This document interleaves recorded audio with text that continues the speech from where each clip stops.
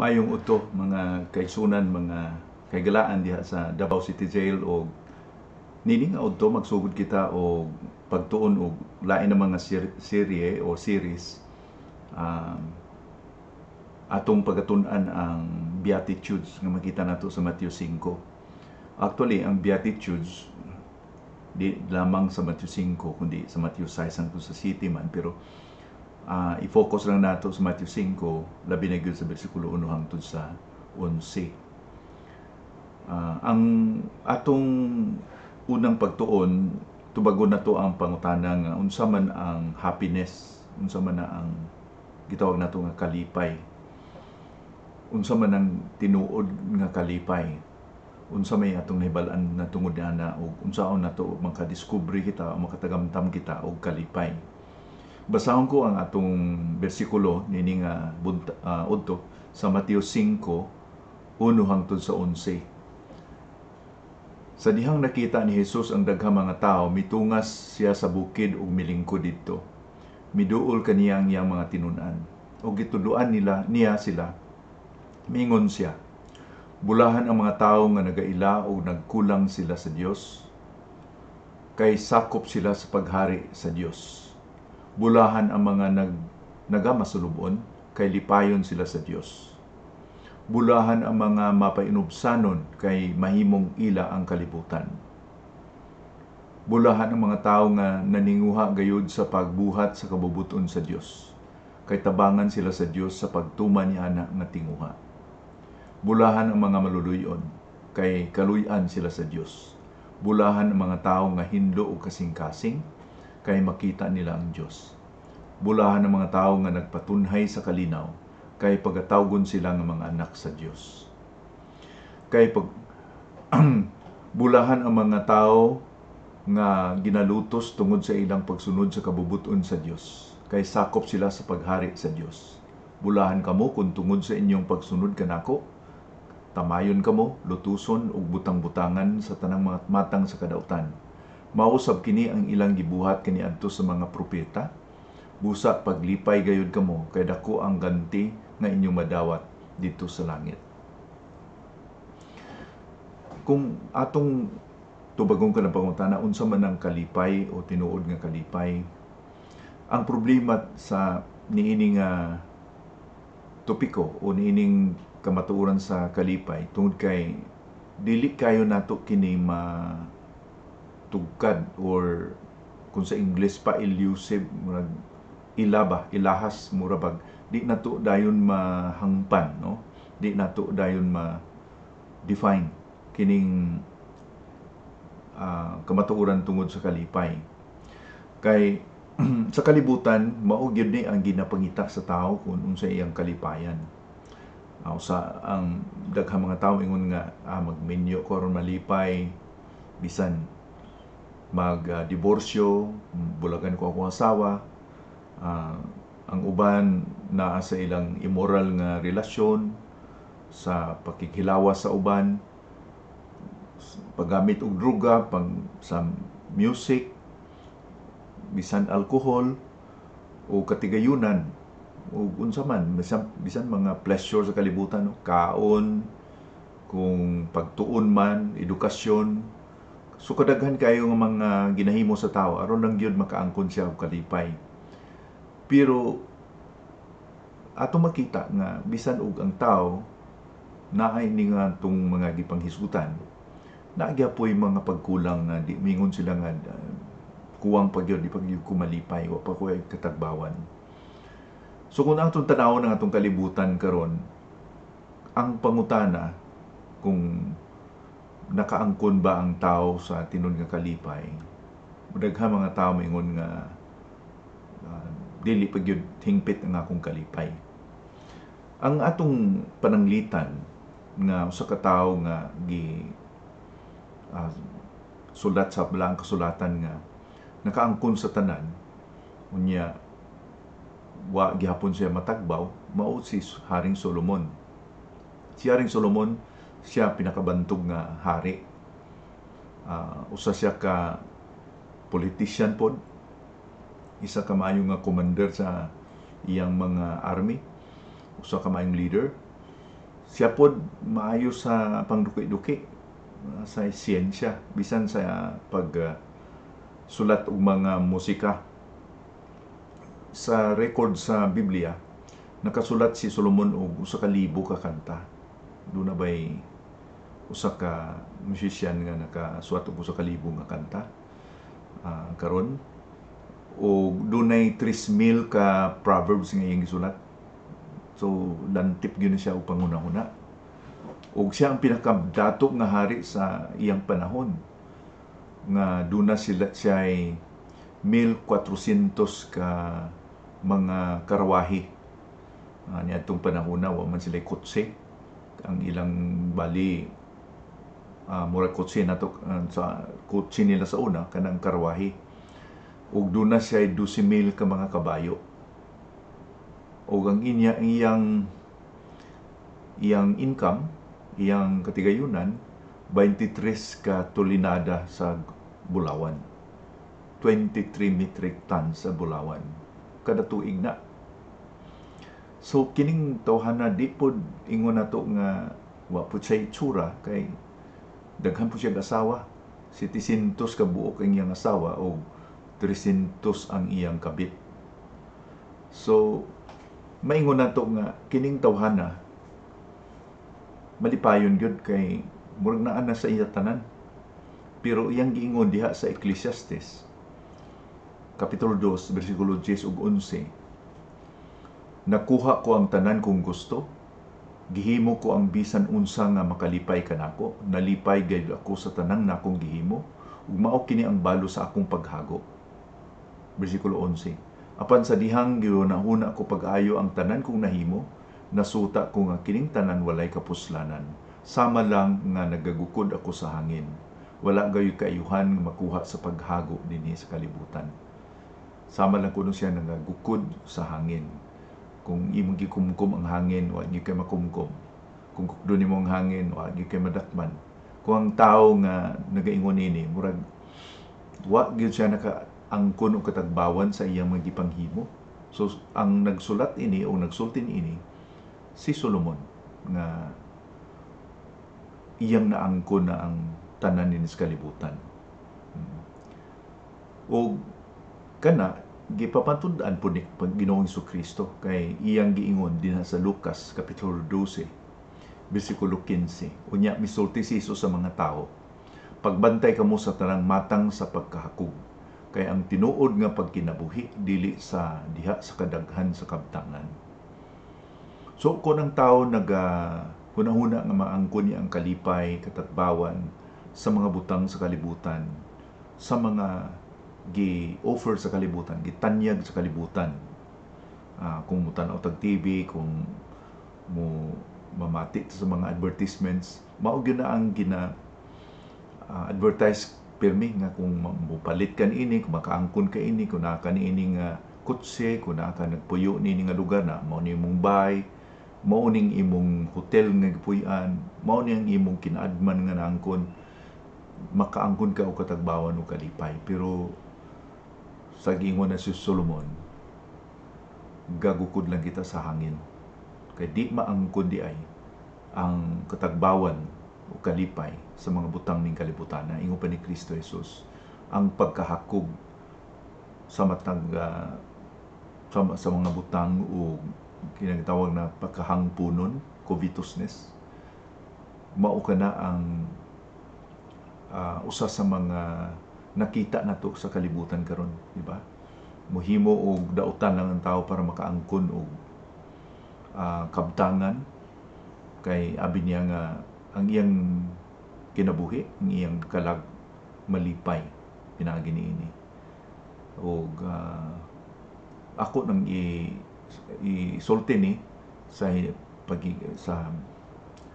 paghinpahinumdum kanato, no, nga bilang usa ka pastor nga nagatuon o nagatudlo sa inyo sa pulong sa Ginoo, nga basin man kung mao na hinungdan nga mi sangpot kamo sa inyong kahimtangan karon, pero kini dili man nga maingon nato nga mo'y katapusan sa kalibutan sa inyong kinabuhi, kay ang magkasayop kita bilang mga katawhan, pero gahatag man Ginoo kay gayunan nga unsa man ang mga kasaypanan nato nga na himo kaniadto, ang Ginoo nagahatag kanato gyud og kay gayunan, no? Na ang mayong balita mao ang naghatag kanato bag-o nga kay gayunan. Sumanay giingon sa usa ka manugsulat nga si C.S. Lewis, ingon pa niya nga dili na to mabag-o ang nahitabo sa una, pero pwede nga atong magbag-o kita og magsugod kita og bag-o, mag-start kita og new beginning. Ingon pa niya, we can start a new beginning. Magsugod kita og bag-o nga pagsugod aron maglain o mag-usab ang atong ending, aron di na to mabalhin ang kagahapon, pero pwede makasugod kita og bag-o nga pagsugod karon aron maglain man mo ang atong ending sa atong kinabuhi. So ang kalipay dili gyud maangkon sa mga gitawag nato external, sa mga butang nga maangkon nato sa kalibutan. Dili ni maangkon sa unsa ang atong gibati, dili ni sa unsa nga medisina nga atong tumaron, kung unsa man nga bino or alcohol nga atong imnon, sa mga relasyon ni sa kalibutan, bisan sa mga kinaadman. Ang tinuod nga kalipay o katagbawan dili na maangkon sa pag-angkon o butang sa gawas, kundili gikan ni sa sulod o kinigasa sa Ginoo. Dugangan na ako pagbasa ang gisulat ni Solomon sa Ecclesiastes 5 versikulo 13. Ingon din na niya, may nakita ako nga dili gayud maayo o dinhi sa kalibutan, ang pagtigom og bahandi makadaot sa nagtigom niini. Ang nagtigom og bahandi makadaot sa nagatigom niini. So the more nga na kay bahandi, yung pa di nakatabang sa kalag sa usa ka tawo, kundi naghimo na nung nadaot. Mao ni pampahimagno ni Solomon sumala sa iyang eksperyensya. Dunay usa ka manugsulat nga ang iyang pangalan si Thomas Watson, kini si Mr. Watson. Ingon pa niya, ang mga butang ning kalibutana dili maka sulbad sa trouble, sa problema sa atong spirito. Pareha kunon ang ikaw mosagang sa bala pinagi og papel, okay? So di makapugong o di makasulbad ang kwarta sa problema sa atong spirito. Okay? Pareha kunon nga nagpugong ka sa bala pinagi sa papel. Ang kalibutanon nga mga butang o mga o kabtangan ni sa kalibutan, may mga pako. Naan ni sila pako o mulupad ni sila. Sama lang sa saglit, no? Mulupad sila. So kung atong apson kini sila or ato ning atong kwaon ang atong o ang kunon nato ang atong kalipay, katagbawan pinagi sa mga butang ning kalibutan.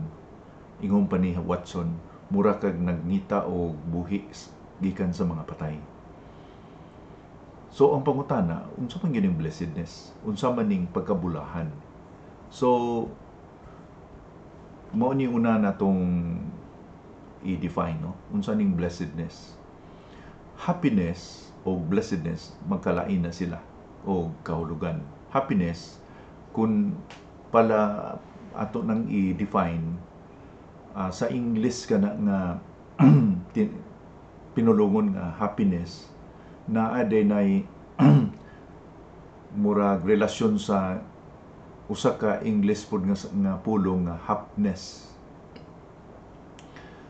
Kanang happiness, mishaps or happiness sa mga tao pa na sa Inglaterra sa una, sa mga tao nga mga nagpuyo sa London, sa Inglaterra sa unang mga panahon.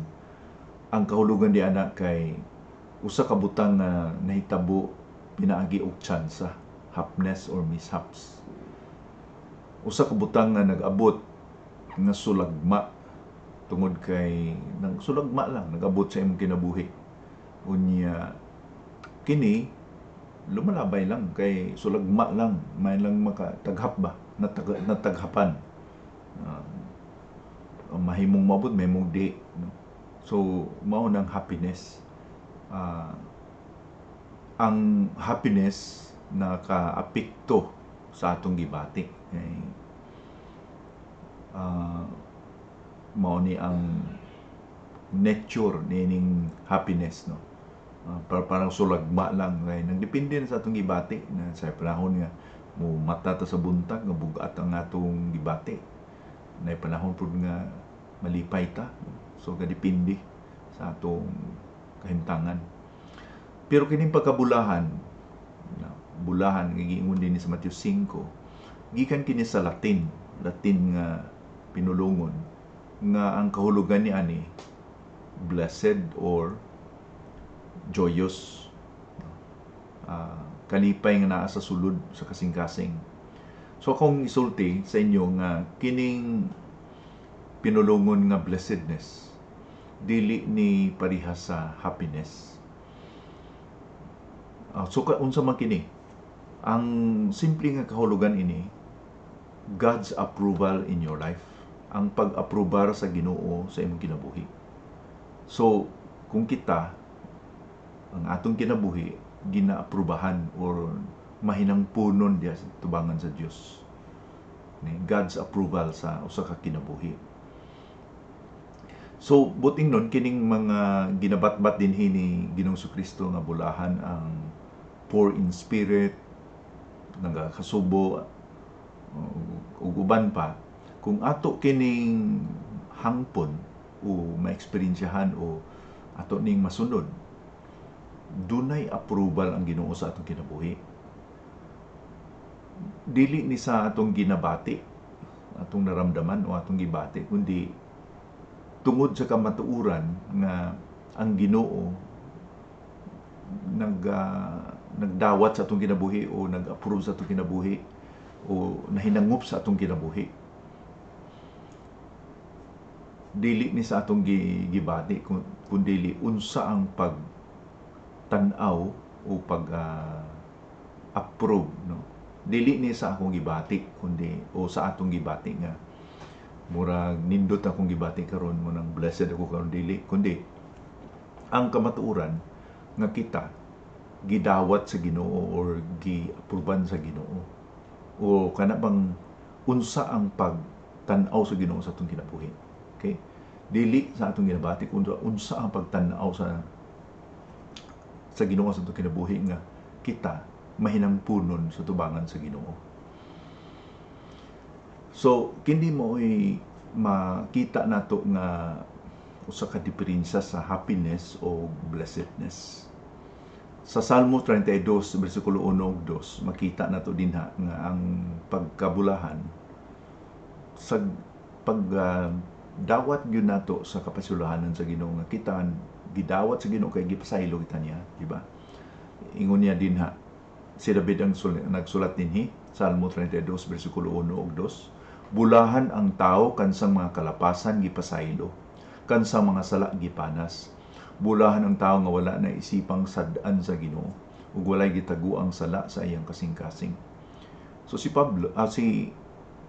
David, si Haring David, ang iyang paghulagway o pag-define sa pagkabulahan, kung gipasaylo kita, di na kita sad-an ang atong standing ba, ang atong posisyon, atong unsa ang pagtanaw sa Ginoo sa atong kinabuhi. Wala lang pinakanindot nga kita gipasaylo sa Ginoo. Atong nimduman ang Kristohanon dili hingpit nga mga tao kundi gipasaylo sa Ginoo. Mao ni nga kung ikaw ako naginulso sa atong kasalanan niya atong gidawat sa Ginoong Kristo nga Ginoong maluluwas, ang atong standing ang pagtan-aw sa Ginoo kanato, gipasaylo na kita. Gibalaan kita sa Ginoo. Tuli ka ng ginabalaan kung sa Latin pa na o sa Espanyol pa na, santos. Ang santos, Latin o Espanyol na nga, kahulugan nga, sa Bisaya pa nato gibalaan. Dili kita balaan, kundi tungod kay gipasaylo kita sa Ginoo, ginabalaan kita sa Dios. So, nindot kayo nga pangunahuna nga kung bisan sa imong kaimtangan karon, kung tan-awon ka sa kalibutan nga sad-an, o unsa may lintunganay sa inyo nga kaso, unsa may tabo, pero sa atubangan sa Ginoo, kung inyo kanang gipangayuan og pasaylo, gihugasan na kamo sa dugo ni Ginoos Kristo, ginabalaan na kamo. Sa mata sa tao, mahimo nga kana siya kriminal o kana siya makasasala, kana siya convict. Pero sa atubangan sa Ginoo, dili na mao nga atong standing. Ginabalaan kita, bulahan kita tungod kay gipasaylo kita sa Ginoo sa atong kasalanan. Dili siya magibati. Mao niyang pagtan-aw sa Ginoo kanato, mao niyang pulong sa Dios. Mao ni dapat ang maka determinar sa imong pagkabulahan. Nga bisan naa ka sa sulod, ang imong standing sa Ginoo, bulahan ikaw. Ug dugangan ko pa na pag dugangan pa nato ni pag basahon ko ang Salmo 1:1-3 hangtod sa 3. Kung dugangan ko ang gisugutan sa Biblia nanungod sa pagkabulahan.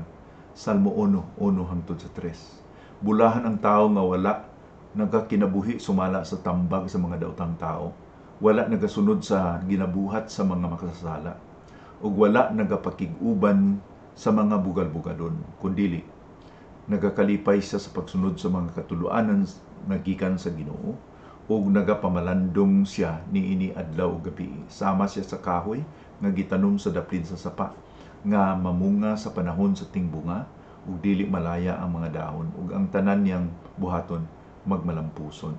So ang bulahan diri, ang bulahan nga tao kanang ang iyang kinabuhi dili nagapadayon sa pagpakasala, kundi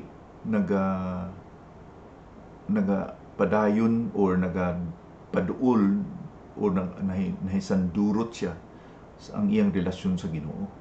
Sama nga ang paghulagway dinhi nga nagakalipay sa pagsunod sa katuluanan gikan sa Dios, pinagi sa pagpamalandong sa iyang pulong. So ang bulahan dinhi nga ang atong kasing-kasing ginabag-o sa Ginoo nga maghandom kita sa pagsunod kaniya sa iyang pulong, atong pamalandungan, sama sa kahoy nga bisag unsa may tabo sa palibot kay ang iyang gamot tua naka-angot sa suba dito sa tubig, di siya malaya. Mao ni ang kinabuhi nga nahasandurot diha sa Ginoo, mo nang pagkabulahan, no? Nga ang kinabuhi nga nasandurot diha sa Ginoo. So depende ni kung unsa ang atong itagaan og kabugaton. Ang kabugaton ba nato mao nang ang aprobado kita sa tao o aprobado kita sa Ginoo? Mamili taning duha, no? Kay may mga tao nga malipay sila katungod kay para sa pagtan-aw sa mga tao nga unsa gyud sila, adunahan, dunay katagayunan, sikat sila. Ang applause, ang pagtan-aw sa tao mo na nakahatag kanila o meaning, nakahatag niya kahulugan. Pero bilang mga Kristohanon nga bulahan, dili ang pagtan-aw sa tao ang nakahatag nato katabang, kundi ang pagtan-aw kanato. So ang pagtan-aw kanato, pinasaylo kita pinaagi ni Kristo, o napaduol kita, napasandurot kita pinaagi sa gihimo ni Kristo, nga nagkatuon kita sa pagigugma siyang pulong, pamalandong, o ang atong kinabuhi nagasunod na or nakatuba na kita sa kabubuton sa Ginoo. So mao nang pagadiferensya sa kalipay o kanang pagkabulahan. Unsaon man nga mabulahan ang usa ka tawo, how can you be blessed? saon man. Now, sa pagwali ni Ginoong Kristo dinhi sa Mateo 5, gitawag ni og Sermon on the Mount. Ang iyang wali dito sa bungtod kay kini nga mga kapitulo sa Mateo, record ni sa pagwali ni Kristo dito sa bungtod. Na may bungtod niya. Si Kristo mitungtong dito sa may ibabaw na dayon, no? Aron makitaan siya sa mga tao niya, palibot ang mga tao. Ang muna gitawag na Sermon on the Mount sa bungtod niya, kini Mateo 5, Sai City, muna Sermon on the Mount. Doon na po yung mga parisiyo nga namati kaniya niya itong panahon na daghan mga tao, no? Daghan kay bantog naman si Kristo sa iyang mga gipanghimong, mga milagro, ug pagpanudlo mo nang hugop ang mga tao sa pagpamati niya. Apil po ng mga kaaway, mga parisiyo, mga religious leaders, mga pangulo sa mga reliyon. Na ay mga sekta ang gitawag nga parisiyo, na po'y mga sadusiyo, o daghang mga sekta sa panahon po ni Kristo. Kining mga sekta, dili sila ganahan ni Kristo. O kining mga sekta, parisiyo o sadusiyo, ang ilang ginatudlo nga ang tao mahimong matarong o madawat siya sa Ginoo pinagi sa external. Himuon mo ni, himuon mo na, dili ka mukaon na ni, dili ka mukaon na, o mao ni mong isulot, mao gani mong buhaton, kana bang mga na kita nato sa mga reliyon na dili ka mo ingon ani, dili ka mo na mga itawag nga dinumero, mga rituales nga himuon nimo ni. Mao na ang tudlo sa mga parisiyo, mga sadusiyo. Ang ilang emphasis sa outward, sa gawas nga kung imo ning himuon, maduol ang imong kinabuhi sa Ginoo. Pero nag-abot sa Ginoong Kristo ang iyang ginatudlo, sukwahi gyud sa ilang ginatudlo kay ingon ni Ginoong Kristo, ang akong gingharian naa sa sulod ninyo. Ang akong gingharian naa sa kasing-kasing. Gipangutana siya ni Pilato samtang dito siya sa tubangan ni Pilato. Hari ka ba? Ingon ni Kristo, oo, pero ang akong gingharian dili nining kalibutan. Ang akong gingharian diya naa sa kasing-kasing sa tao. So ang contrast ani, ang diferensya ani ginatudlo sa mga parisiyo, sadusiyo nga mahimo kang righteous, mahimo kang blessed, kay ba? Aprobado ka sa Ginoo kung tumano nimo ang mga tulumanon sa gawas. Pagkaon, pambiste, kanang makita sa ginahimo sa mga reliyon. Pero si Kristo naman, ang iyang ginatudlo nga dunay pagkamatarong sa sulod sa kasing-kasing. Ug mao na ang gitudlo ni Ginoong Kristo, ug mao na ang gi-emphasize nga pagkamatarong nga mahinang o madawat sa Ginoo. Mo nang may pahimangno kanato si Ginoong Kristo sa Mateo 5 bersikulo 20.